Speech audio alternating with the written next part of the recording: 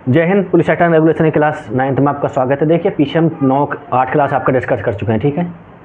उसमें मैंने आपको बताया कि देखिए प्री के पर्पज़ से और मेंस के पर्पज़ से जितना भी क्वेश्चन बन रहे थे, जितने भी मेंस के हिसाब से प्री के हिसाब से हमने सब डिस्कस किया है, ठीक है। और लगभग सही बताएं तो आपका प्री और मेंस इतने से ही बन जाएगा, क्योंकि देखिए आप कहीं भी पढ़िएगा, किसी कोचिंग में जाइएगा या शॉर्ट नोट्स लीजिएगा तो पुलिस एक्ट और देखिए रेगुलेशन में हमको पूरा नहीं पढ़ना पड़ता, थोड़ा ही पढ़ना पड़ता है, क्योंकि पुलिस एक्ट में से लगभग हमारे मेंस के 3 से 4 क्वेश्चन बनते हैं, ठीक है। और 6 से 7 क्वेश्चन हमारे रेगुलेशन से बनते हैं। तो दोनों को मिला के हमने पीछे प्री में जितना पूछा जा सकता था या मेंस में जितना पूछा जाता था हम डिस्कस कर चुके हैं। आप पिछली वीडियो जाके देख सकते हैं। तो आज देखिए 9वीं क्लास है, तो इसमें देखिए क्वेश्चन जो रेगुलेशन से बनता है वो ये बनता है कि सेवा से भाग जाने वाले सैनिक के विरुद्ध कार्रवाई। देखिए जैसे कि क्या होता है कि जो लोग सैनिक होते हैं ना और अपनी ड्यूटी से भाग जाते हैं, ठीक है। अब देखिए यहाँ 2 तरह की बताई गई है कंडीशन। एक कंडीशन तो ये बताई गई है कि मान लीजिए कोई व्यक्ति अपने घर पे आया और फिर वो वापस गया ही नहीं, ठीक है। मतलब क्या हुआ, उसने बिना बताए जॉब छोड़ दी। और एक कंडीशन क्या होती है कि ऑन ड्यूटी, यानी ड्यूटी पे से बीच में से भाग छूटा, ठीक है। तो 2 तरह से यहाँ भागने के दोनों को हम डिस्कस करेंगे। लेकिन हम देखिए हम पीछे हम पढ़ चुके थे, पुलिस अधिकारी जब पढ़ रहे थे तो हमने पढ़ा था कि वहाँ पे देखिए पुलिस अधिकारी जब छुट्टी लेता है और छुट्टी के बाद भी नहीं आता है ना, तो उनके बारे में पढ़ा था। लेकिन यहाँ नियम थोड़ा अलग बताया गया है, यहाँ सैनिकों के बारे में बताया गया, ठीक है। इससे पहले मैं आपको देखो एक चीज़ बता देना चाहता हूँ। आपने देखिए CRPC पढ़ी होगी, तो CRPC में जब सेक्शन आप 41 पढ़ते हैं, ठीक है, जहाँ बताया गया है कि पुलिस अधिकारी बिना वारंट के मजिस्ट्रेट के आदेश के कब गिरफ्तार कर सकता है, ठीक है। तो उसमें एक पॉइंट आप जब A से I तक पॉइंट पढ़ते हैं तो उसमें एक पॉइंट आप पढ़ते हैं कि जो सेना का या संघ के सशस्त्र बल का जो अभिध्याचक है, यानी कि जो भगोड़ा है, उसको भी पुलिस बिना वारंट के गिरफ्तार कर सकती है, ठीक है। तो देखिए उसको भी मिलाकर ही मैं लिख सकते हैं, क्योंकि देखिए मेंस का क्वेश्चन लिखने का तरीका क्या होता है। मेंस का क्वेश्चन ये होता है कि वो एग्जामिनर जो होता है वो ये देखता है कि बच्चे ने जो क्वेश्चन लिखा है, जो आंसर लिखा है सॉरी, वो उसने किस टाइप मतलब किस हिसाब से फ्रेम किया है और उसको कितनी नॉलेज है। इसको तो आप लिखेंगे, अगर इसके साथ में आप सेक्शन 41 का वो पॉइंट भी डाल देते हैं तो उसको पता लगता है कि हाँ इसने CRPC में मतलब इसको जानकारी है कि इसके बारे में और कहाँ प्रावधान दिया गया है, ठीक है। नहीं भी जोड़ेंगे नहीं चलेगा, लेकिन जोड़ेंगे तो क्या होगा, और लोगों की अपेक्षा आपका आंसर थोड़ा अच्छा होगा, तो 1-2 नंबर आपको अच्छे मिलेंगे। तो देखिए होता है ना कि कहते हैं मैं बहुत पढ़ता हूँ, मैंने सब कुछ लिखा था लेकिन मेरा सिलेक्शन नहीं हुआ। तो सिलेक्शन का यही छोटा एक आधार होता है कि दूसरे की अपेक्षा आपका आंसर कितना अच्छा लिखा जा रहा है, ठीक है। तो देखिए क्वेश्चन की तरफ चलते हैं। सेवा से भाग जाने वाले सैनिकों के विरुद्ध क्या कार्रवाई की जा सकती है, ठीक है। इसका जो प्रावधान किया गया है देखिए वो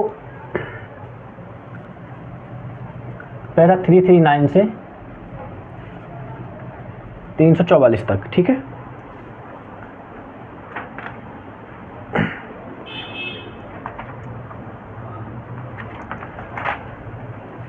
अब देखिए सेवा से पहला ये देखिए पैरा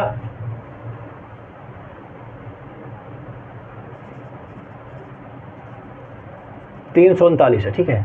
ये जो बात करता है ये बात करता है कि आपकी जो आर्मी होती है यानी थल सेना होती है, और जो आपकी नेवी होती है यानी नौसेना और एयरफोर्स यानी कि वायुसेना, ये तीनों सेना के बारे में बताता है कि जब तीनों सेना का कोई व्यक्ति, ठीक है, सेना से भाग गया है या भगोड़ा है, ठीक है, तो उसको बिना वारंट के पुलिस अधिकारी क्या करेगा, गिरफ्तार कर सकता है, ठीक है। अब गिरफ्तार करने के बाद वो क्या करेगा, उसको गिरफ्तार करने के बाद जो आपका फर्स्ट क्लास मजिस्ट्रेट होता है, ठीक है, उसके समक्ष उसको उपस्थित करेगा जहाँ पे वो गिरफ्तार किया गया है, ठीक है। अब देखिए फर्स्ट क्लास मजिस्ट्रेट की एक ड्यूटी बता दी गई है। क्या बता दी गई है कि ये क्या करेगा, देखिए आर्मी एक्ट के अंतर्गत एक सेक्शन दिया गया, उसमें बताया गया है कि एक विवरण तैयार किया जाएगा, किसके द्वारा, फर्स्ट क्लास मजिस्ट्रेट के द्वारा, ठीक है। और फर्स्ट क्लास मजिस्ट्रेट के द्वारा जब उस विवरण को तैयार किया जाएगा तब जो सैनिक पकड़ा गया, जो भगोड़ा था, उसका उस पर हस्ताक्षर करा जाएगा, ठीक है। और हस्ताक्षर कराने के बाद उसको उस यूनिट को या उसके कमांडेंट ऑफिसर को उसको सौंप दिया जाएगा, ठीक है। दूसरा तो देखिए पैरा 339 की बात करता है, क्या करता है कि जब देखिए पुलिस विनिमय के पैरा 339 के अनुसार जब थल सेना, नौसेना, वायुसेना या भारतीय नाविक सेवा का कोई सैनिक छोड़कर भाग गया है, ठीक है, जब वह गिरफ्तार किया जाता है तो उसे न्यायाधीश के समक्ष ले जाया जाएगा, ठीक है।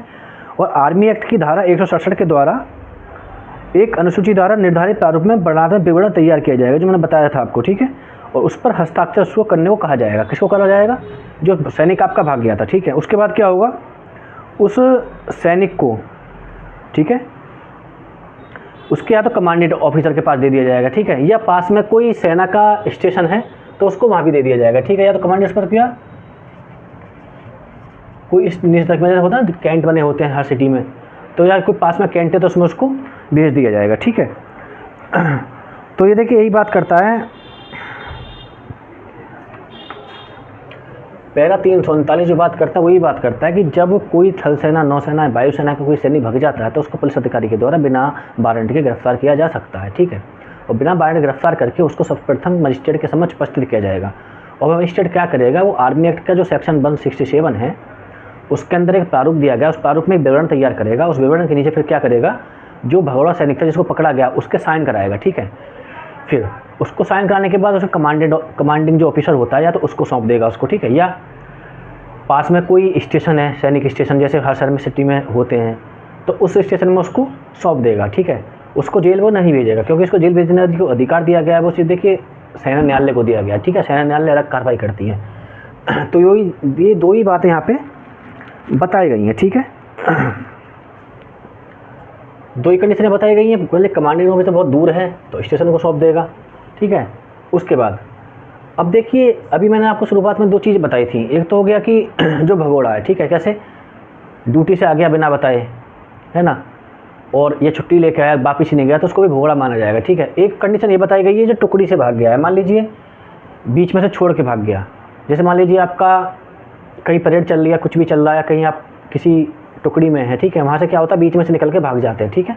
तो उस कंडीशन के बारे में बताता है, क्या बताता है कि देखिए जब टुकड़ी से जब भाग जाएगा, जब इसको गिरफ्तार किया जाएगा, ठीक है,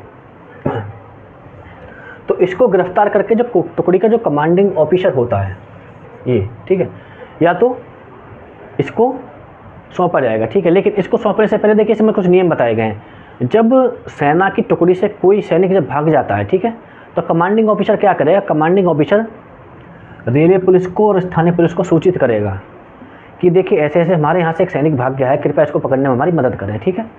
अब इसका जो पुलिस अधीक्षक होगा, ठीक है भाई, देखिए जब रेलवे या इसको कोई भी जब सूचना भेजी जाएगी तो देखिए वो अधीक्षक के नाम से भेजी जाएगी और अधीक्षक को भेजी जाएगी, ठीक है। जैसा कि देखिए पैरा 340 बात करता है, वो क्या बात करता है कि देखिए जब कोई सैनिक विधि के अत्याधीन व्यक्ति सेवा से भाग जाता है, ठीक है, तो उस सैनिक टुकड़ी का जिससे वह संबंधित हैं कमांडिंग ऑफिसर क्या करेगा, उसके स्थानीय और रेलवे पुलिस को पहले सूचित करेगा, ठीक है। तो ये सूचना कर रहा है इसको रेलवे पुलिस और स्थानीय पुलिस को। अब ऐसी सूचना प्राप्त होने पर या ऐसी रिपोर्ट प्राप्त होने पर जो कमांडिंग ऑफिसर के द्वारा इनको दी गई थी सूचना या रिपोर्ट, ठीक है, अब पुलिस अधीक्षक क्या करेगा, उस पर वो कार्रवाई करेगा, यानी कि वो आदेश देगा कि इस व्यक्ति को गिरफ्तार करा जाए, ठीक है। कब, जब वो टुकड़ी से बीच में से भाग गया या कुछ भी कर गया, ठीक है, तो कमांडिंग ऑफिसर वायरलेस करेगा, सूचना देगा, कुछ भी करेगा। आजकल तो वायरलेस होता है लेकिन सूचित पत्र द्वारा नहीं किया जाता, ठीक है ना। तो उसमें क्या करेगा, रेलवे पुलिस को भी इन्फॉर्म करेगा कि आदमी रेल से ही भागेगा, और स्थानीय जो पुलिस होती है उसको भी सूचित करेगा, ठीक है। जब इनको जो सूचना भेजी जाती है स्थानीय पुलिस और रेलवे पुलिस को, उनके अधीक्षक को भेजी जाएगी, ठीक है। अधीक्षक ऐसी सूचना मिलने पर कार्रवाई को अपनी चालू कर देगा, ठीक है। इसका प्रावधान क्या किया गया है, इसका प्रावधान जो दिया गया 340 में दिया गया, ठीक है। तो दोनों में समझ में आ गया, देखिए इसमें कैसे बताया गया, इसमें कैसे बताया गया, ठीक है। यानी कि ये पैरा 340 था, ठीक है, और ये पैरा 341 है। जो पैरा 341 बात करता है पुरस्कार की बात कर सकता है, ठीक है। ये करता है कि देखिए जो व्यक्ति उसको पकड़ेगा उसको मतलब उसके कमांडिंग ऑफिसर की तरफ से या सेना की तरफ से क्या दिया जाएगा, उसको पैसा दिया जाएगा, ठीक है। तो इसी के बारे में ये बात करता है कि देखिए पैसा कैसे कैसे दिया जाएगा, ठीक है। तो उसमें बताया गया है जो पैसा दिया जाएगा, देखिए अधीक्षक उसके बारे में सूचित करेगा, उस व्यक्ति को पहले कमांडिंग ऑफिसर सूचित करेगा, ठीक है। किसको करेगा, उसके अधीक्षक को, जो जिसके अधीनस्थ अधिकारी द्वारा उसको पकड़ा गया, ठीक है। और अधीनस्थ अधिकारी किसको सूचित करेगा, जिस व्यक्ति के द्वारा पकड़ा गया है, कि भाई आपको इतना वहाँ से अनुदान आया है, इसे आप कलेक्ट करिए, ठीक है। लेकिन इसमें देखिए कुछ कंडीशन बताई गई है। कंडीशन क्या बताई गई है,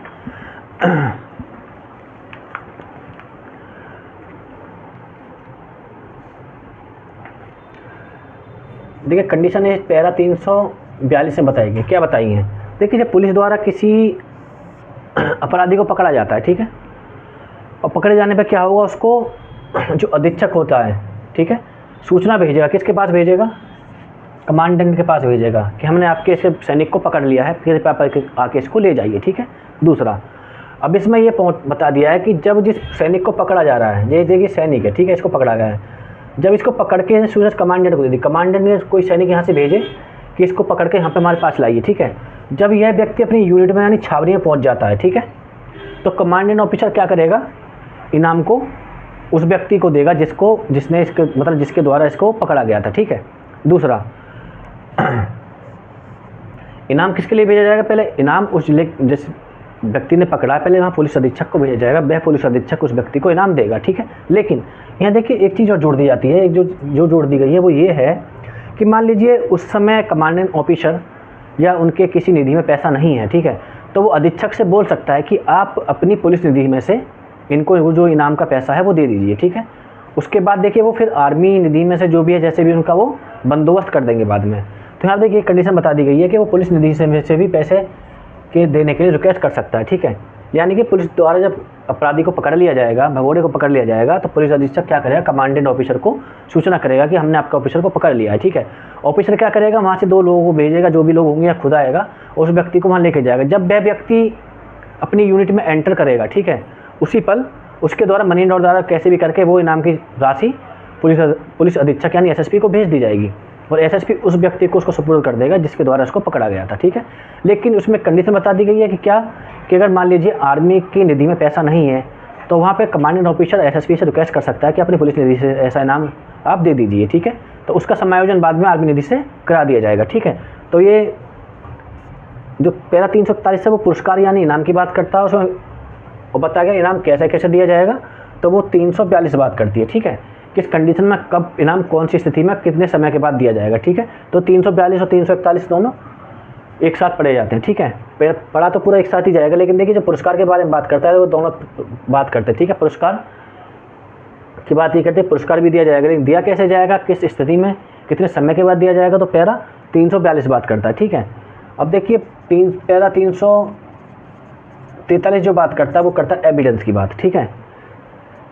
तो देखिए 343 जो बात क्या करता है कि देखिए जब भगोड़ा पुलिस द्वारा गिरफ्तार किया जाने वाला व्यक्ति और सैनिक अधिकारी को सौंप दिया जाएगा, ठीक है, तो भारतीय आर्मी अधिनियम यानी कि आर्मी जो एक्ट होगा उसकी धारा 91 के अधीन प्रमाण पत्र का एक प्रारूप पुलिस को भेजा जाएगा, ठीक है।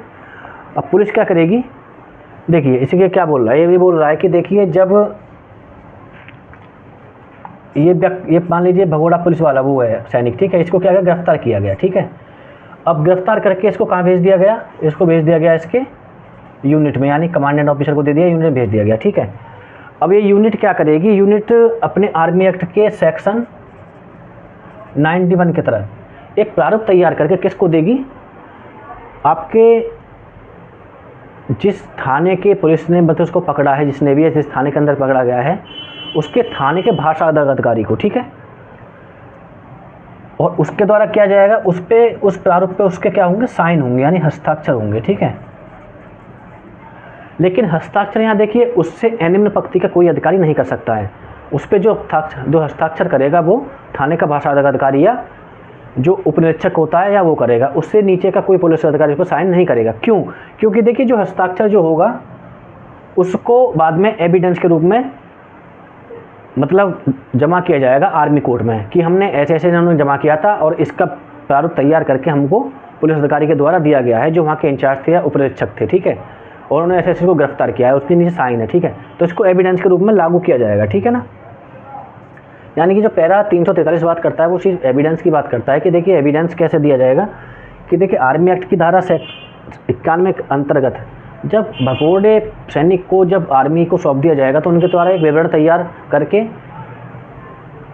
मतलब एक निम्न पंक्ति के जो होते हैं एसआई उनसे नीचे कोई नहीं होगा, मतलब कम से कम एसआई होना चाहिए, उसको क्या होगा प्रारूप वो दिया जाएगा, ठीक है।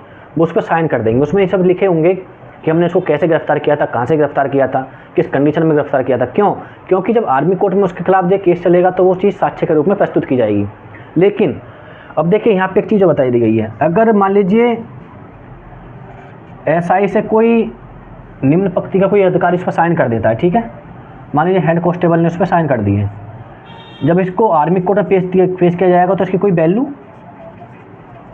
नहीं होगी, ठीक है ना, यानी ये बिल्कुल ख़त्म होगा, मतलब इसका कोई वैल्यू नहीं होगी, अवैध माना जाएगा, ठीक है। इस पर हस्ताक्षर जो होना चाहिए या तो थाने के भाषा अधिकारी का होना चाहिए या कम से कम एसआई का होना चाहिए, ठीक है ना, या उससे वरिष्ठ अधिकारी कोई कर सकता है, लेकिन कम से कम इनका हस्ताक्षर उस पर होना चाहिए, क्योंकि एविडेंस के रूप में कोर्ट में पेश किया जाएगा। ठीक है, अब देखिए पैरा 344 यानी लास्ट पैरा जो हम पढ़ रहे थे, पैरा 339 से 344 में कार्रवाई बताई गई है। ठीक है, अब ये बात करता है राज्य के बल के बारे में। ठीक है, राज्य का बल को या तो राज्य का बल हो, ठीक है, राज्य के बल कौन से होते हैं, जब पुलिस, ये राज्य के बल हो गए। ठीक है, क्योंकि पुलिस राज्य की अलग होती है। ठीक है, अब ये इसकी बात करता है इनके भगोड़े के बारे में किया जाएगा। देखिए, इनके भगोड़े को गिरफ्तार नहीं किया जाएगा। ठीक है, इनके बारे में क्या होगा, जब मान लीजिए पुलिस का कोई अधिकारी है, इनके दंड के बारे में हमने देखिए सेक्शन 7 और 29 पढ़ा था पुलिस एक्ट के अंतर्गत। ठीक है, रेगुलेशन में क्या बताया गया कि देखिए जब राज्य के पुलिस बल का कोई व्यक्ति भगोड़ा हो गया है, ठीक है, तो उसके पर क्या कार्रवाई की जाएगी। सबसे पहले तो ये किया जाएगा कि उसको डिसमिस कर दिया जाएगा। ठीक है, यानी पदच्युत कर दिया जाएगा, उसके पद से डिसमिस कर दिया जाएगा, हटा दिया जाएगा। ठीक है, दूसरा, जब उसको उसके पद से डिसमिस कर दिया जाता है, ठीक है, अब वो दोबारा आता है कि मुझको ड्यूटी ज्वाइन करनी, तो ड्यूटी उसको ज्वाइन नहीं कराई जाएगी। कब तक, जब तक डीजीपी आदेश ना कर दे, यानी कि उसको ज्वाइन जो कराया जाएगा उस डीजीपी के आदेश से, यानी पुलिस महानिदेशक के आदेश से ही मतलब ड्यूटी ज्वाइन कराई जाएगी, नहीं तो उसको अन्यथा ड्यूटी नहीं ज्वाइन कराई जाएगी। ठीक है, अब देखिए इसके लिए क्या कंडीशन बताई गई, इसके लिए कंडीशन ये बताई गई है जब राज्य के बल का कोई सदस्य भगोड़ा घोषित कर दिया जाता है, ठीक है, भाग जाता है, तो उसको घोषणा कैसे की जाएगी। देखिए उसकी घोषणा ऐसे की जाएगी को आपका जो एडमिनिस्ट्रेशन एक्ट जो होता है, ठीक है, उसकी प्रथम अनुसूची में एक प्रारूप तैयार किया जाएगा। ठीक है, जिसको तैयार करके भारत के गजट में, जो इंडियन गजट होता है उसमें उसको अधिसूचना द्वारा घोषित किया जाएगा कि हमारे पुलिस बल का यह सदस्य आज से भगोड़ा घोषित है। ठीक है, और इसको पुलिस बल का सदस्य नहीं माना जाए और उसके ऊपर कोई कार्रवाई नहीं की जाएगी, ना तो उसको गिरफ्तार किया जाएगा, ना उसको कोई दंडात्मक कार्रवाई की जाएगी। अगर उस पर कोई दंडात्मक कार्रवाई की जाती है तो उस कंडीशन में की जाएगी जो सेक्शन हम 7 और 29 पढ़े थे। ठीक है, विभागीय कार्रवाई, उसके सिवाय उस पर कोई दंडात्मक कार्रवाई नहीं की जाएगी। ठीक है, सिर्फ उसका क्या होगा, जो एडमिनिस्ट्रेशन एक्ट होता है उसके अंतर्गत प्रथम जो अनुसूची दी गई है, ठीक है, उसमें बता दिया गया है कि उसके अंदर एक प्रारूप तैयार करके उसको इंडियन गजट के में उसकी मतलब घोषणा कर दी जाएगी कि यह अधिकारी आज से हमारे यहाँ से मतलब भगोड़ा घोषित है। ठीक है, लेकिन इसके बावजूद वो व्यक्ति लौट के आता है, ठीक है, तो उसको ज्वाइन नहीं कराया जाएगा, क्योंकि उसके भागने की यानी उसकी घोषणा होने के साथ ही उसका क्या होगा, उसको उस बल से डिसमिस कर दिया जाएगा। ठीक है, सबसे पहली कार्रवाई उसका क्या होगी, डिसमिस की होगी, यानी उसको वहाँ से बिल्कुल हटा दिया जाएगा, आपके सारे अधिकार खत्म हो जाते हैं। ठीक है, अगर वो दोबारा आना चाहता है तो देखिए पहले डीजीपी की उसको मंजूरी लेनी पड़ेगी, डीजीपी की मंजूरी के बिना उसको उसमें भर्ती मतलब दोबारा नहीं लिया जाएगा, यानी कि उसकी कंसर्न आवश्यक है किसकी, डीजीपी की। तो देखिए पैरा 339 से 344 तक सेवा से भाग जाने वाले सैनिक के विरुद्ध कार्रवाई के बारे में प्रावधान था। ठीक है, देखिए यहाँ से प्री आज तक कोई क्वेश्चन बना नहीं है, लेकिन यहाँ से मेंस के बनने की संभावना है। तो देखिए 9th क्लास थी और अब तक हम जितना भी डिस्कस कर चुके हैं बहुत ज़्यादा इंपॉर्टेंट था प्री और मेंस दोनों के हिसाब से। उम्मीद करता हूँ आज का लेक्चर आपको पसंद आया हो, तो वीडियो को शेयर एंड लाइक करिए, चैनल को सब्सक्राइब करिए। जय हिंद।